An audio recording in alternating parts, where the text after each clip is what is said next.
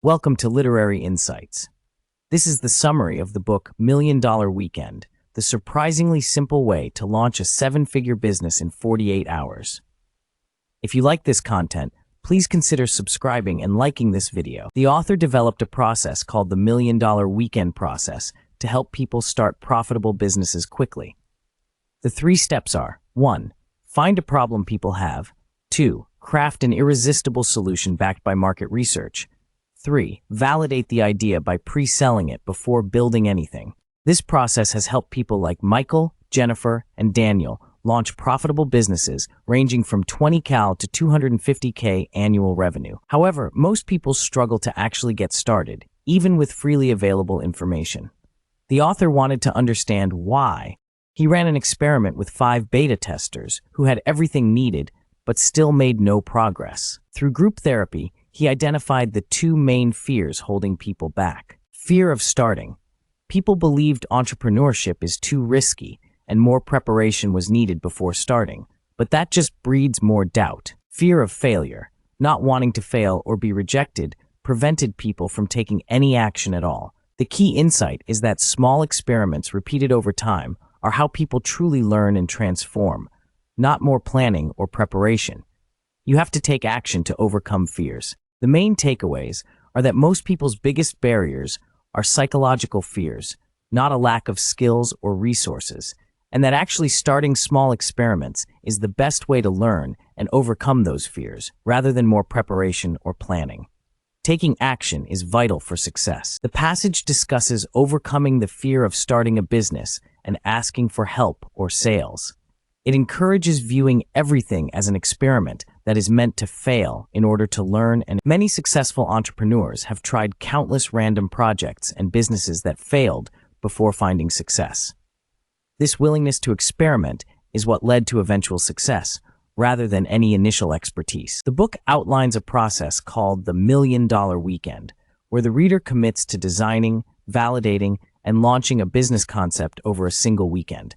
This forces quick action and limits time for doubt, fear to settle in. It walks the reader through brainstorming profitable ideas, determining which have the most potential, and getting first customers within 48 hours. Even failure results in learning towards the next idea. Later chapters guide growing the business through content creation, email marketing, and experiment-based marketing techniques used by the author to grow previous ventures rapidly. The book aims to help readers rediscover their creator's courage, to generate ideas and have the courage to try them out through overcoming the fear of starting and asking for help or sales. Seeing everything as an experimental learning process is key. The narrator was fired from Facebook after 9 months as the 30th employee for self-promoting and leaking company plans. This was a major low point and source of shame. After wallowing in grief, the narrator realized they needed to find their own way as an entrepreneur through experimentation and risk-taking. Over the next few years, the narrator launched many side projects and businesses, from an online sports betting site to teaching marketing online. They saw each endeavor as an experiment. The narrator got involved with early financial tracking site Mint, now Mint.com, and helped grow it to millions of users without any marketing experience. This success led to a job offer. While at Mint, the narrator also started 2 other companies, Kickflip and Gambit, showing they could generate more value than just working a job. One company did over $15 million in revenue. These experimental years helped the narrator develop an approach to entrepreneurship focused on starting small, fast experiments and constantly seeking problems to solve. They realized the importance of not overthinking and just taking action. Focus on experimenting, learning, and starting new things, rather than comparing yourself to others or focusing too much on end results. Define yourself through the process of continual learning and doing. The Dollar Challenge involves asking someone for a $1 investment in your future business in exchange for updates.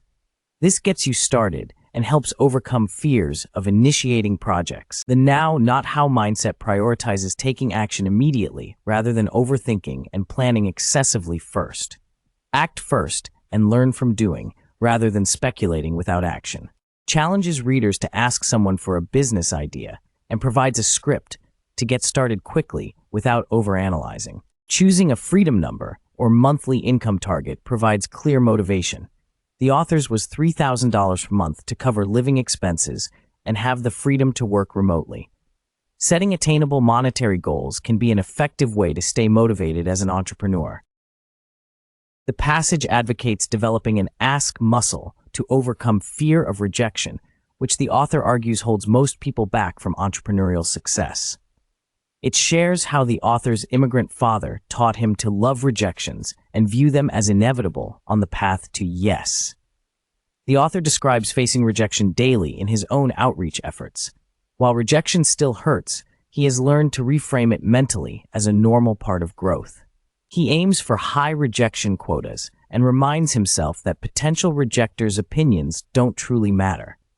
Developing the ability to ask for what you want despite fear of rejection or embarrassment is positioned as a key business and life skill that yields unlimited upside when it succeeds. The overall message is that entrepreneurs must learn to stare down rejection in order to develop their ask muscle and fully access their potential. The founder of Spanx, Sara Blakely, grew up with a father who would ask her and her brother every week what they had failed at. This early conditioning to embrace failure helped her persist through many rejections in launching Spanx. The average person faces one rejection and gives up, but Blakely didn't. She encountered nearly daily humiliation selling fax machines door to door for 7 years and nearly every hosiery factory declining to make her first Spanx product. She became the youngest self-made female billionaire in the US at age 41. The key is to desensitize yourself to rejection by repeatedly exposing yourself to it. Seek out discomfort and use it as motivation to improve. Most no's are actually not a permanent no, but a not now. Being persistent is important. The author advocates for always asking for what you want, whether it's a new job, raise, sale, or improved treatment from family. Everything that signifies success requires a willingness to repeatedly ask. Some tips include being persistent, following up multiple times even after an initial no, and reframing selling as helping others rather than a selfish desire. The author shares a personal example of creating a profitable student discount card business in college by simply walking around and directly asking local businesses to participate. A challenge is proposed where readers are to order coffee and directly ask for a 10% discount without explanation. Many try to avoid this challenge out of discomfort, but are encouraged to do it to build their asking muscle and get comfortable with rejection. Prior participants reported feeling more confident and empowered to ask for other things after completing the challenge. The passage discusses the importance of focusing on solving customer problems rather than just coming up with ideas. Customers don't care about ideas, they care about solving their problems. It recommends starting with the customer experience and working backwards, understanding who your customers are, what problems they have, and where they are, before coming up with ideas. This helps ensure you validate that there is demand. It shares Noah's experience building AppSumo, which started as Groupon for Geeks. He saw how MacHeist was bundling Mac software at a discount for customers and software companies. He realized non-Mac software companies also needed customers, so he applied the same bundling model to web apps like MailChimp, Dropbox, etc. The key lessons are to start with problems you understand from your own experience or market knowledge. Don't build ideas without customer validation, and look to other industries' companies for inspiration on solving common business needs like acquiring customers. The goal is to generate many ideas and validate there is demand before building product. The passage discusses how focusing on customers rather than a business plan or product is key for early-stage entrepreneurs. It calls this a customer-first approach. Some examples highlighted include Noah Kagan selling discounted Imgur subscriptions based on Reddit users' existing interest, and finding customers for a potential dog walking app by directly asking dog owners about their needs. The author advocates directly engaging potential customers to understand problems and see if they are willing to fund a potential solution, rather than developing a product in isolation without customer feedback. Finding initial customers comes from within one's zone of influence, existing connections through networks, communities, friends, and family, rather than looking elsewhere. Even big companies started by engaging directly with personal. The key message is that entrepreneurs should focus first on finding problems customers want solved and will pay for, rather than developing a business plan or product offering without customer input and validation. Talk to potential customers up front. Founders should initially reach out to their existing friends, communities, former colleagues to validate business ideas and get early customers. Successful businesses often start this way. An example is given of a woman who started selling homemade dog treats to her local dog park and grew it into a store. Determine who you have easy access to that you want to help, like a targeted community you're part of. Come up with 3 target groups to reach out to initially. Constantly look for problems and frustrations that could be business opportunities by solving people's pain points. One entrepreneur started a coffee alternative business after noticing issues with coffee making people anxious. Brainstorm problem areas in your own life using prompting questions to develop business ideas. Consider opportunities around existing best-selling products or services by creating accessories or additional services for those customers.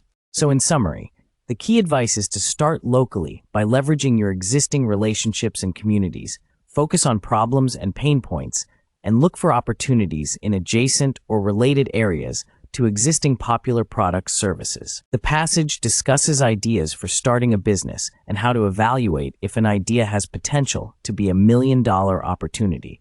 It introduces a process involving 3 steps. 1. Finding $1 million worth of customers in the target market. 2. Creating a business model to estimate revenue, costs, and profit needed to hit $1 million. And 3. Being prepared to pivot the idea if needed based on customer feedback. For step 1, it emphasizes the importance of identifying existing demand or a big wave in the target market, rather than trying to create new demand. Several examples are given of successful businesses that capitalized on seeing existing demand. The main message is to focus on finding a market with ample potential customers, rather than convincing people they need a new product. Identifying $1 million worth of addressable customers is the first key validation step for an idea. So in summary, the passage outlines a process for evaluating business ideas by first pinpointing a sizable market, then modeling the financials, and being flexible to adapt based on customer input.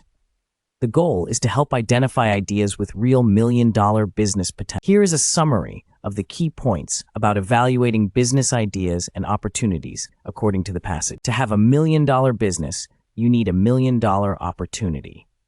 The size and growth of the potential market is the most important factor. Use Google Trends to check if the overall market for your product service idea is growing, flat, or declining. Look for growth. Use Facebook ads to research the potential audience size for your target market by searching relevant keywords and demographics. Calculate a potential profit per customer by estimating revenue, price, and costs. Multiply the profit by total potential customers to see if it could equal $1 million. Ideas are only worth pursuing further if the size of the addressable market and potential profits per customer could realistically add up to $1 million or more in total revenue. The 1-minute business model involves roughly estimating revenue, costs, and profits to calculate how many customer sales would be needed to hit $1 million in profit. Growing, large potential markets of hundreds of thousands to millions of customers are more likely to provide viable $1 million business opportunities compared to niche markets. So in summary, the passage advocates using simple online tools and calculations to evaluate the overall size and growth of target markets, estimate per customer profits, and determine if ideas could realistically scale to $1 million or more in revenue.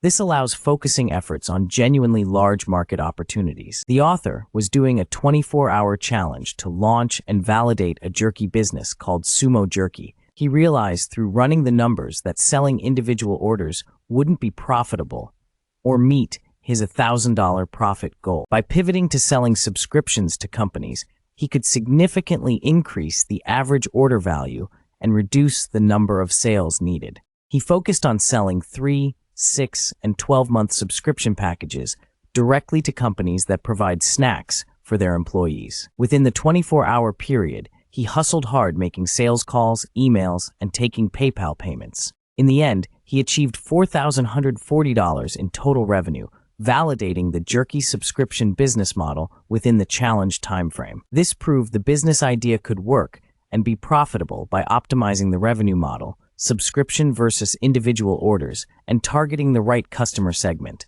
companies versus individuals. So in summary, the key takeaway is how quickly pivoting the business model and validating it with real customer payments within a short time frame can demonstrate the potential for a new idea. The author launched a new business called Sumo Jerky and made a profit of $135, validating the idea. He got the jerky by contacting people on Google's Instagram to sell it to him at the prices he listed. Now it's time to test if people will actually spend money on the product, not just think it's a good idea. This validation step is critical. The goal of validation is to find 3 customers who will give you money for your idea within 48 hours. This proves customers exist and are willing to pay. Methods for validation include direct pre-selling by contacting friends, family, social networks to ask for money up front, surveys, questionnaires, and launching a basic website or landing page with a Buy Now button. The author provides templates like a Dream 10 list of initial contacts to reach out to, as well as sample scripts for explaining the idea and transitioning to whether they'd pay for it or provide. If validation is successful by getting those first 3 customers, it proves the idea is worth pursuing as a business. If not, it saves wasting more time on something with no demand. The person shared an idea for validating business concepts by testing them on marketplaces like Facebook Marketplace, Craigslist, Reddit, etc., without needing to build a full product or website first. An example was given of a friend who validated demand for renting expensive cameras by posting a listing on Craigslist and quickly earning $75. The author has also used virtual products, posting mock-ups or similar items to gauge interest and willingness to pay without the product being fully built yet. Marketplaces provide an easy way to reach potential customers and validate ideas with little time or money investment upfront, compared to other validation methods. Testing concepts on existing social media audiences can also work well for quick validation by simply making a post to gauge reactions. So in summary, the person advocated for using online marketplaces and social media as low-effort ways to get initial feedback and validate business ideas before fully developing products. Let me know if you need any part clarified further. Building a community of 100+ loyal fans through authentic, value-driven content over time is more powerful than having thousands of followers. The author raised $30 from his existing audience for Bo Jackson's charity bike ride by providing them with helpful content and business advice for years, forming genuine connections. Growing a small but truly engaged following requires consistently adding value without expecting anything in return. It takes time, but pays off in the long run through lifelong supporter. The author started his blog 20 years ago just to share with friends, and it gradually evolved into a focused community as he provided value to readers over many years of free content. Having a the main message is that social media should be used to authentically build genuine connections with a small group of true fans over the long run, rather than trying to amass a large following quickly. This results in a powerful community that can significantly help and support your ventures through both funding and word of mouth. It emphasizes quality over quantity and the value of patience. Here are the key points. The author explains that their success was possible because they put themselves out there publicly, including failures. For example, Seth Godin responded to one of their blog posts, enabling them to meet. They also got a job at Mint because of building their profile publicly. They name-drop several influential people they've met because of being public, including Tim Ferriss, Andrew Chen, Mike Posner, Bo Jackson, James Clear, Ryan Holiday, Blake Ross, Ramit Sethi, and their co-author Tal Raz. They say they've never deliberately built a personal brand, but rather just enjoyed sharing honestly and transparently. People are drawn to real characters and dealing with real people, especially those who feel like friends.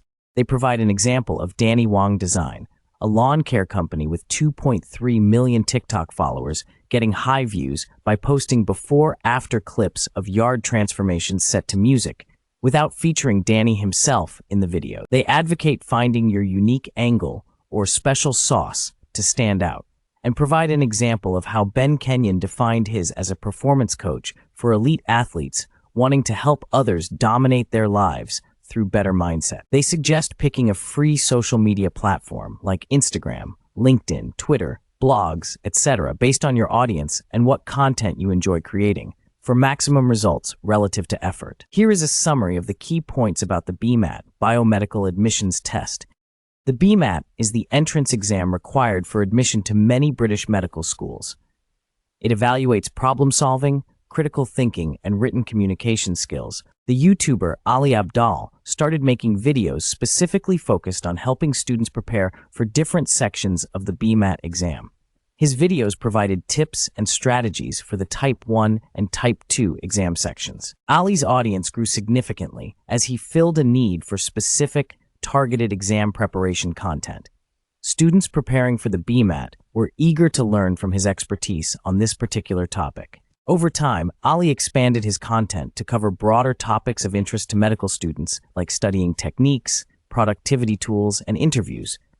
But he started very niche-focused on the BMAT itself. This approach of starting with a small, passionate niche audience and gradually expanding topics while maintaining relevance to the core group is known as the Content Circle Framework and has been successfully employed by many YouTube and online creators to build large followings. The author learned that putting personality and humor into marketing emails greatly increased sales and profits. An entertaining email about fonts and Kernest software made nearly $10,000 in 24 hours, which was about 100x more than previous offers. The email included a silly story about Steve Jobs' obsession with fonts. It was funny and brought readers into the author's perspective. This personal, humorous style engaged readers more than previous purely utility-focused email. Readers loved the new, more authentic, and entertaining tone. It showed the struggles and taught lessons in a light-hearted way. This approach was far more effective at building connections and interest compared to just listing product details. The author realized he had focused too much on separating his audience-building personality from his business messaging. Applying the same engaging storytelling style to promote products and businesses led to much greater success. This experience highlighted the power of email marketing for building a direct connection with customers over time. It also demonstrated the value of incorporating personality and humor rather than just facts and offers. The passage discusses growing an email list from 0 to 100 subscribers by utilizing existing networks, social media profiles, and creating landing pages. It recommends starting with your dream 10 closest friends/family and using a template email to ask them to sign up. Then focus on lazy marketing by adding your landing page link to your email signature and social bios. Next, post on your existing social media platforms like Facebook and Twitter to reach 51 to 100 subscribers. It emphasizes growing beyond 100 subscribers by creating valuable lead magnets like checklists, templates, or guides to incentivize people to join your email list in exchange. Examples are given of successful lead magnets created by other content creators that drove thousands of signups to their lists. In summary, the passage provides a step-by-step approach to utilizing existing relationships and networks to build an initial email list, followed by creating opt-in content to attract more signups. The focus is quality over quantity to build an engaged subscriber. The passage discusses setting up an autoresponder sequence for new subscribers to encourage ongoing engagement with a business. It recommends a 3-step autoresponder sequence. 1. Welcome email. Personally welcomes the new subscriber and asks for feedback on how to provide value. 2. Connection email. Prompts the subscriber to connect on social media like LinkedIn. 3. Content email. Shares a valuable piece of content like a blog post or video. Sends the best content upfront when open rates are highest. It stresses the importance of responding personally to each new subscriber while they are excited about the business. Autoresponders allow continuous follow-up without having to manually send each message. The goal is to funnel subscribers into ongoing experiences with the business instead of letting them disengage. Setting up an effective autoresponder sequence can help start building and engaging an audience. The chapter focuses on developing a battle-tested growth playbook using marketing experiments. It introduces a 5-step process for creating a marketing plan. 1. Set a goal. 2. Identify your customer. 3. Pick a marketing activity to double down on. 4. Delight your first 100 customers. 5. Brainstorm how to double your business with no money. Goal setting is crucial. Goals need to be specific, include a number and time frame. Smaller monthly targets help make goals feel achievable. Before committing resources, quickly try different marketing experiments to identify the most effective strategies using a marketing experiment list. A case study is provided of helping an entrepreneur grow his rock climbing glasses business from 12 initial sales to a $4,000 per month goal. The key was determining how many sales were needed monthly and then testing affordable marketing experiment. In summary, the chapter emphasizes the importance of focused goal setting, testing multiple low-cost marketing experiments, and doubling down on the most effective strategies identified to drive exponential growth. The story describes a man named Daniel who created belay goggles to help with neck pain while rock climbing. His goal was to sell 166 pairs. The key is to work backwards from your goal by coming up with marketing strategies and estimating sales from each. Daniel listed potential strategies like referrals, sales to climbing gyms, wholesaling, marketplaces, giveaways, Facebook ads. He estimated sales from each. His top strategies were referrals and wholesaling to climbing gyms. He messaged friends and contacted local climbing stores. No sales came from other strategies like ads, giveaways, marketplaces initially, but a large online retailer contacted him and placed an order for 4,200. In total, after 30 days, he exceeded his goal, selling 237 pairs. Wholesaling generated most sales. Testing different strategies is important to see what works. The lesson is to prioritize top strategies, test ideas, and modify the plan based on results rather than expectations. Persistence in testing ideas is important to success. When setting sales targets for marketing activities, it's more important to make best guesses rather than being perfectly accurate. Using estimates allows you to prioritize where to focus your efforts. Create a simple spreadsheet or list tracking different marketing experiments and your expected sales from each over 30 days. This helps focus on the most promising activities. Review results regularly, preferably weekly, to see what is and isn't working. Give new activities 30 days to show results before deciding to continue or stop. The most important rule is to double down on what works by doing more of the effective strategies and kill experiments that don't meet expectations. Be ruthless in reallocating time, resources. Retaining and delighting existing customers can provide huge growth opportunities. Ask customers how you can make them twice as happy to improve the customer experience. Setting targets, prioritizing experiments, and delighting customers are frameworks to help guide marketing in an efficient way without needing perfect information up front. The goal is to learn quickly through trials. The author realized he wasn't truly happy despite being financially successful with his business. He felt empty, dreading work each day and not enjoying many aspects of his life. He tried various methods like books, therapy, fasting to cure his unhappiness, but nothing worked long-term. It came to a head when he broke down crying at a business conference. He decided to go on a spiritual quest to India, like the Beatles and Steve Jobs did, hoping it would help him find meaning and purpose. He spent a month traveling around India, visiting ashrams and spiritual sites. Upon reflection in India, he realized the real issue was that he prioritized growing his business and profits over what actually mattered to him, like spending time with family, relaxing, and only working on projects he found truly interesting. After returning, he decided to run his business in a way that aligned more with his values of freedom, fun projects, and a better work-life balance, rather than just maximizing profits. This included cutting out toxic people, promoting only high-quality products, and structuring his days and weekends for more enjoyment. The key lessons were that entrepreneurship should be about freedom and living life on one's own terms, rather than doing what others think one should do as a successful business owner. Finding purpose and happiness is more important than just wealth and achievements. The passage discusses establishing goals and priorities for the upcoming year in order to stay focused and on track. It suggests writing out a dream year, detailing specific activities and experiences. Goals should then be categorized into work, health, personal, and travel goals. Only select goals that are most exciting. The goals are then added to the calendar using color coding by category to ensure time is allocated to top priorities. A weekly Sunday review helps evaluate progress on goals and adjust priorities and scheduling for the following week as needed. Establishing an accountability partner who checks in regularly can help with accountability and challenging oneself. Building an entrepreneur community provides support, partnerships, learning opportunities, and accountability important for success and avoiding isolation.